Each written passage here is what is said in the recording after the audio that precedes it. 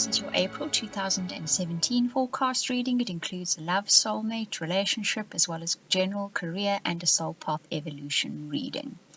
Right, we're going to start with your love, soulmate, and relationship section.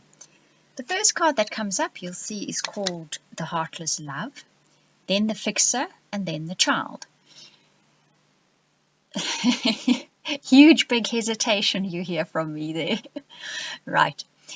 There are many of you who have been involved in relationships where you do not open yourself completely to the person, where you love on a certain level, I would say a third, and 2/3 you keep shut away because you sweep a lot under the carpet. There's a lot of issues that you don't deal with, although Scorpio is well known for having that sting in the tail. You haven't been dealing with issues in relationships, with the nuts and bolts of what goes on in the relationship. You have been sweeping it under the carpet, and because of that, relationships tend to be the heartless love kind of relationships, where you only give so much because you do not feel the person is deserving of more than that, but it's because you've been sweeping things under the carpet.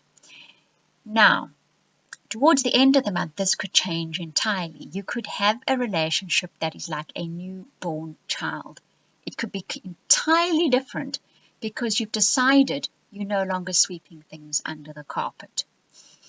The caveat here, what you've been sweeping under the carpet and what you imagine to be that you've been sweeping under the carpet are two distinctly different things. I'm going to leave you with that because you will probably need a bit of time, some of you, and some of you will know exactly what I'm speaking about. Those of you looking for new relationships, looking for soulmates, consider that as well. Have you been choosing people that you know do not fully commit because there are issues that you've swept under the carpet and have not dealt with? Should you actually decide to start relationships with people that you know you have to fully commit to, then you're going to see a whole new era begin in your relationships. But it will first take needing to deal with some issue that you've swept under the carpet up to now. Now, the guidance that comes through: friendship, communication, patience.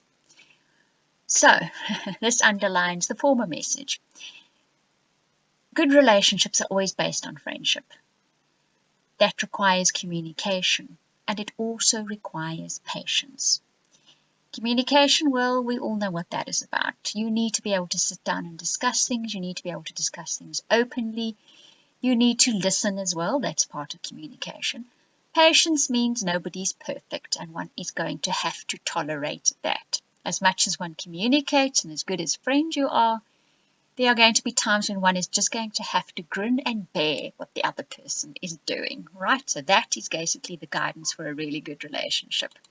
Now we look at the sequence of events that takes place. That's sort of throughout April or one particular situation. In this case, I think it's one particular situation for you guys that's like sticking out. You're going to need to make a choice, a decision. With this, the sun comes out. That's joy, happiness, healthiness, the whole caboodle comes through because of a turn of luck. So that choice, a decision that you need to make, it's time to make it in April because the end result is going to be very, very good by the looks of things, and it's going to change your luck for the better. If we look at your general and career reading, this is quite interesting because you start off the month being optimistic, enthusiastic, creative, and energetic, as that card says. You go after your dreams. You feel enthusiastic enough to go after them. You have the energy. You can see this wondrous plan of yours manifesting. Then the renewal and the 5 of spring cards come up. So that same energy that's in your relationship reading is coming through in your general and your career, which isn't surprising, is it? I mean, there's generally the energies that surround one for the month. And that speaks about dealing with what is in your past. Now, I think that issue that you swept under the carpet where relationships is concerned is obviously going to be running a thread right through your life. There are certain issues in your past which it's not a case of actually sitting down and nitpicking what the issue is. It's more a case of turning around and saying, look, I have an issue with that. This happened in my past. I haven't found resolution. I'm not very good at dealing it. Mostly I try and distract myself, or I have behavioral patterns which stash it under a carpet.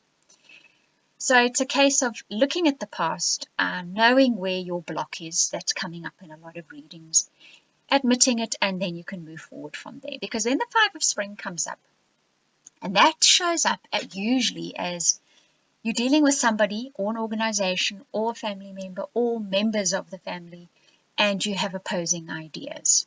You don't agree on what you want to do or need to do. This always manifests when one has an internal struggle, when one has an internal disagreement with yourself. It will manifest on the outside. So yes, there is still the manifestation that needs to be dealt with. Whoever that person is, you're going to have to negotiate. You're going to have to try and get them to see you away. You might have to back down a little. You might have to compromise, whatever the case may be. But understand the internal struggle is what is manifesting on the outside. Now, if we look at your soul path card for this month, I keep cackling through your guys' reading just because this reading was, every card just was so part of the story. This is the Crow. The Crow says you need to understand that what you have done in the past will always catch up with you. You need to understand that what you do now will manifest your future. That is why I said April is a realization that you create your own destiny. That Crow's card speaks about be very aware of your thoughts. Be very aware of your spoken word, because you are creating, you are manifesting your future.